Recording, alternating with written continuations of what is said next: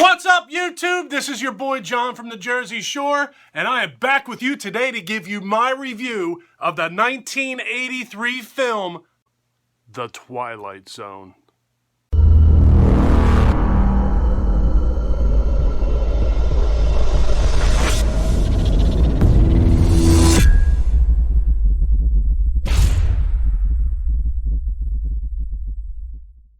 If you're already a subscriber to my channel, welcome back. It's good to see you guys again. If you have not already subscribed to my channel, go ahead, click that subscribe button right now and get it out of the way.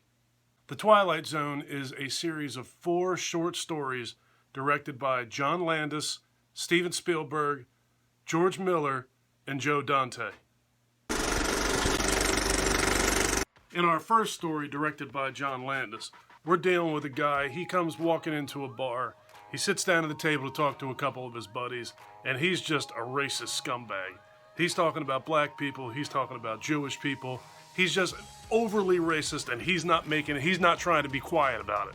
While he's sitting at this table in the bar, he's using racial slurs. Like I said, he's not being quiet about it at all. He's using the N-word. He's using the J-word. He's just using every racial slur that you can think of. His buddies at the table are telling him, you better keep it down. You're going to wind up getting us killed. And in the middle of this rant, a black gentleman from another table overhears him. Everybody overhears him. Everybody's turning around and looking at him. The guy walks over to the table and asks him if he's got a problem. And, pretty much tells him, you better keep it down. Excuse me, mister. Have you got a problem? Yeah, I got a lot of problems. Look. I really don't care what you gentlemen think, as long as we don't have to listen to it. So eventually this dude gets up and walks away from the table. He goes outside, and what does he walk into?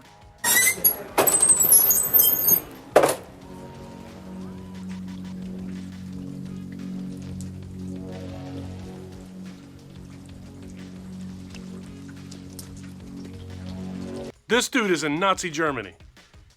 There are swastikas all over the place. There's anti-Semitic stuff spray painted all over the place. He walked into a world of Nazi Germany where they hate Jews. And not only did he walk into Nazi Germany, he's Jewish. Are you getting where this is going? So a couple of Germans grab a hold of this guy. A couple of Nazis grab a hold of this guy. And they're roughing him up a little bit. They're dragging him around. And he's flashing in and out of different scenarios and in different scenes. He gets thrown on the ground, and when he rolls over, he looks up and he is surrounded by Klansmen. So now, not only is he surrounded by Klansmen, he is now a black man surrounded by Klansmen. So ultimately what this story is about racism, and it's about hatred, and it's about this guy is becoming everything that he hates so that he can see what it's like on the other side of that. So this scumbag is used to being the one that's spewing all of this hate, and now he's on the other side of it. He is the one who is receiving all of that hate. This story wasn't bad. I don't think that there's any way in the world that this story would be able to be made today in today's society. Everybody's afraid of everything. Everybody is afraid to say anything to anybody. I don't think that there's any way possible that John Landis would be able to get away with that in 2020. I don't have a racial bone in my body. The racism actually kind of makes me sick. I don't like it. I don't understand the mindset of hating somebody just because of skin color or race. It's just illogical to me. So watching this was sort of uncomfortable for me right from the beginning. When this guy walked into this bar and was throwing around all of those racial terms he was using, it just made me uncomfortable. I kind of have a feeling that John Landis me being uncomfortable is sort of what John Landis was trying to get across here. I think he was just shining a light on that a little bit. I think it was a bold move on his part. I think it was a very gutsy move on his part. Hats off to him for having the guts to do something like that. Like I said, I just don't think that would be something you'd get away with today. And because I didn't mention at the beginning of this short story was called Time Out. Next up, we have Steven Spielberg's donation to this movie, and it's called Kick the Can. This story starts off with an older gentleman walking out towards a car with his son and his daughter-in-law. The old guy is carrying 2 suitcases, and just as they get up to the car, the son turns around and looks at the father and says, "Look, Pop, something's come up," or, change of plans. Ultimately, he's just telling his father that he is not going to be able to bring him back to the house with him. The obvious intention was that the father was going to come back to his son's house to pay him a visit and spend some time with his family. The son waits, for whatever reason, until the guy is literally suitcases in hands all the way up to the fence right next to the car to break the news to him that he can't come. Next, we flash over to a couple of guys inside of the house. They're looking out the window, they're seeing what's going on, and apparently this has been an ongoing and common occurrence. So this dude goes back in the house. He's obviously upset, and for good reason. Everybody inside of the room knows what's going on here, but this guy just seems to just succumb to the fact that he's old. He's old, he's going to die soon, he doesn't have much time left, so he's depressed.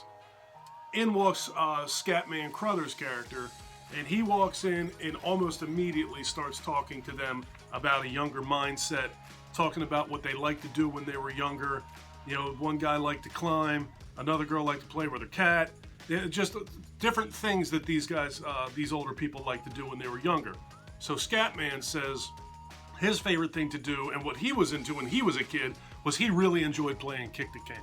So now he organizes a kick the can game for that night.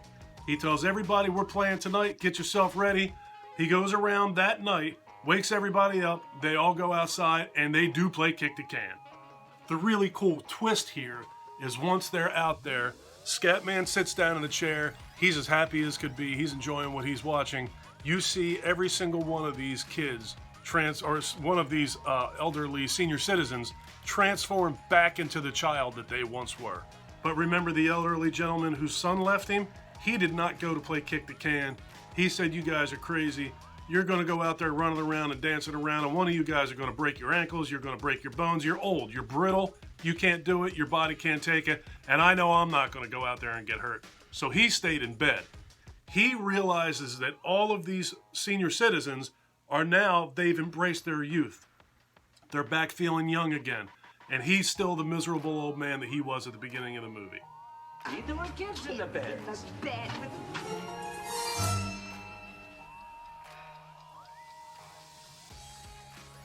Well, they know. There were kids in the beds. Good evening, Miss Cox. Well, they're old now. Tally ho! So now we come to sort of the moral of the story, and now these guys have a choice.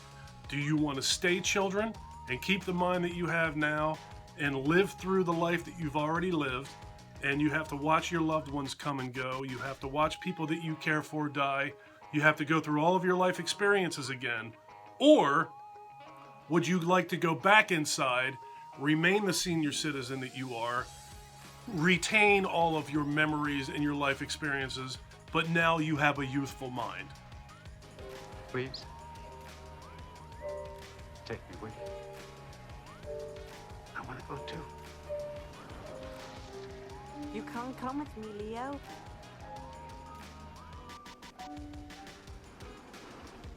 You'll have to stay with yourself. I'm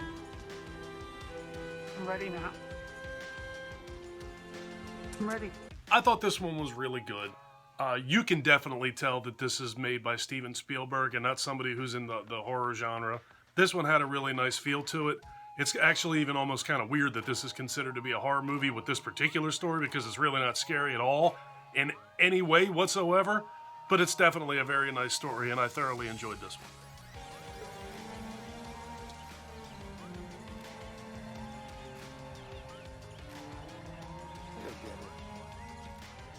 Next up, we have It's a Good Life by Joe Dante. In this movie, we meet a woman sitting in a diner having some food. She's just, she's eating her lunch, whatever. She's by herself. She's not bothering anybody. She's minding her own business. What catches her eye is there's a little boy over to the side playing a video game, and while he's playing this video game, for whatever reason, while he's playing with this game, it's messing with the electronics in the restaurant. The TV's going in or out or whatever, and some guy gets annoyed and gets up and walks over and actually shoves this little boy onto the ground. Now, this woman doesn't know this little boy, but I think just as anyone would do, she gets up and she goes over there and she basically tells him, watch it, mind your own, leave this kid alone. She helps this little boy up, she gets him outside, He gets on his bike and he's going to just ride away and go home. While she's backing her car up, this kid rides right behind her car and she hits him. She doesn't hurt him, but she messes up the front tire of his bike.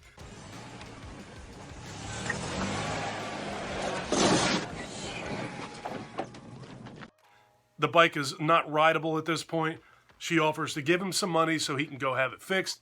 And he says, okay, but could you please just give me a ride home? It's a mistake. But she takes him home, she gets in the house, and she right away notices that everything's very weird in here. Everybody, there's a mother, there's a father, there's a couple of sisters, there's a grandfather. Everybody in this house seems to be overly aware of this little boy, and everybody seems to be afraid of him for some reason. The house itself looks almost like a real-life cartoon, and it's just very, like I said, it's very strange, very uncomfortable feeling for everybody in here. She's slowly getting more and more uncomfortable as this story runs along. Everybody seems to be pushing her towards him, maybe so that he can put all of his attention on her, and maybe they can step back and he doesn't pay attention to them. But nonetheless, everybody in the house is acting very strange about this little boy. He seems to be in control, in complete and total 100% control of everything and everybody, and just this house in general. So they convince her to stay for dinner. She's sitting down. They're having burgers tonight. She opens up her burger and realizes that she's got a hamburger covered in peanut butter. Everybody else around her is just staring at her, waiting for her to eat this hamburger. She looks at the little boy, and he just says, oh, it's better that way. So because he feels it's better that way, that means everybody in the house is now eating hamburgers with peanut butter on it. At no point is there any question who's in control in this house.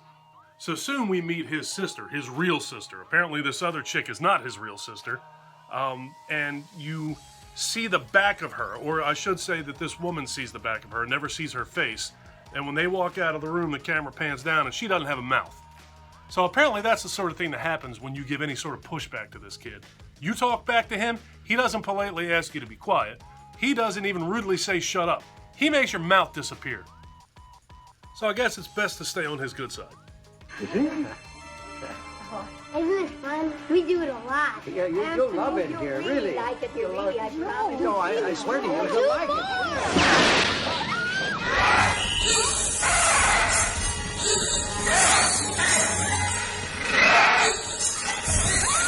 Next, we have the fourth and final film. It is Nightmare at 20,000 Feet by George Miller. So this one is, it revolves around John Lithgow's character. He's got apparently a terrible fear of flying. He's on this plane. When the movie starts, he's a basket case. He's sweating. He does not want to be on this plane at all. And he keeps looking out his window thinking he's seeing something out on the wing of this plane. There's a kid that keeps getting in his face, taking pictures of him. The pilot at one point comes out and talks to him. The stewardesses on the plane are all talking to him. This guy's genuinely just freaking out on this plane. He's looking out the window and he throws a fit. They shut the window, he calms down a little bit. You know, they get him to relax a little bit. Eventually he opens the window, thinks he sees something else, flips out again. So this entire section of this movie, it's a quarter of the movie pretty much, is John Lithgow sitting in a plane. It all takes place basically in a plane seat, this entire section of the movie. And he's just having a meltdown over what he thinks he sees on the wing of this plane.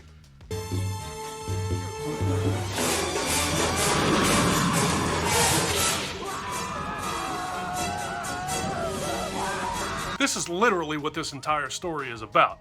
He looks out the window, he thinks he sees something, he flips out. Somebody comes over, they look out the window, there's nothing there, they shut the blind. He opens the blind, he looks out the window, he thinks he sees something, he flips out. Somebody comes over, they look out the window, there ain't nothing there, they shut the blind. Kind of repetitive, but that's what this whole thing is. Eventually they get him to take a pill, he's trying to calm down, he looks outside, and the thing that he thinks he sees out there has destroyed one of the engines at one point. It looks like he's messing with the engine, or it is messing with the engine. The captain comes out, the captain's talking to him, and he says to the captain, "You lost one of your engines on the wing." And the captain says, "How do you know that?" And he says, "I saw it. I saw something happen out there." And he goes, you didn't see anything. We were hit by lightning. How did you know we were, what you think you saw is not what you saw. It was hit by lightning. Yes, we did lose that engine, but it was lightning. It wasn't any kind of monster or man out on the wing of this plane. As ridiculous as this story sounds, it's actually pretty cool. And it's what introduced me to John Lithgow. Another little piece of this movie was the very beginning and the very end of the movie. It actually stars Dan Aykroyd. The beginning of the movie, he's driving down the road with his buddy, and something happens there that I'm not going to tell you about. And at the end of the movie, he's an ambulance driver. Prior to watching this movie for this review, I actually completely forgot that Dan Aykroyd was in this thing. You want to see something really scary? You bet. Just a couple real quick appearances by good old Elwood Blues. The Twilight Zone's a good movie. I'm not crazy about it, but it's good. By no means would I say it's a bad movie. I'm not the biggest fan of that racial story at the beginning. I get it. I understand it. And hats off to John Landis for having the guts to actually make that. But I wasn't crazy about that. The second and third stories I thought were both pretty cool. The Steven Spielberg thing was kind of touching. But for me, this whole movie is all about getting to that fourth story. That story with John Lithgow in it was just really, really cool. That's what I think of when I think of the Twilight Zone, the movie. It's so cool. It left a very big impression on me, probably because of what is going on out on the wing of that plane. That's what I remember about this movie. Now, all these years later, I sat down and watched this movie again, and once again, that was my favorite part of this movie. Hands down, not even close. All right, to sum this up real quick, the first story, Timeout, I hate racism. I think it sucks. The second story, Kick the Can, I thought Steven Spielberg did a very good job. It was a very touching story. The third story, It's a Good Life, was kind of strange for me. I thought it was all right, but it's definitely strange. And the final story, Nightmare at 20,000 Feet, if you're not interested in seeing this movie, I say at least try and find this story and watch it. It makes it worth it. The Twilight Zone, I think it's worth a watch. All right, folks, that is going to do it for my review of The Twilight Zone.